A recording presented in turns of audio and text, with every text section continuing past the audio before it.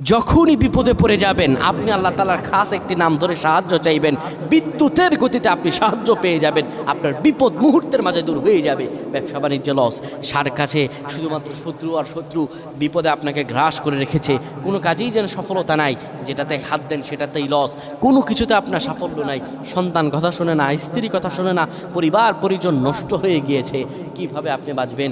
প্রবাসে আটকা পড়ে গেছেন, আসতেও পারেন না, কোনো কাজও পাচ্ছেন না, আপনি আমলটা করেন।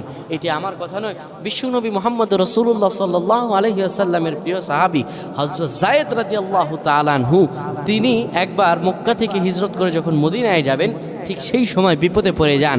ওনাকে একটি লোক বিপদে আটকে ফেলে এবং ওনাকে হত্যা করার চেষ্টা করে। তখন তিনি আল্লাহ তাআলার এই খাস নামটি ধরে সাহায্য চেয়েছিলেন, আল্লাহ তাআলা তাকে বিপদ থেকে মুক্ত করেছেন। সুবহানাল্লাহ। সেই দোয়াটা কি? তিনি যখন বিপদে পড়ে যান তিনি বলেন, আগিসনি ইয়া রহমান।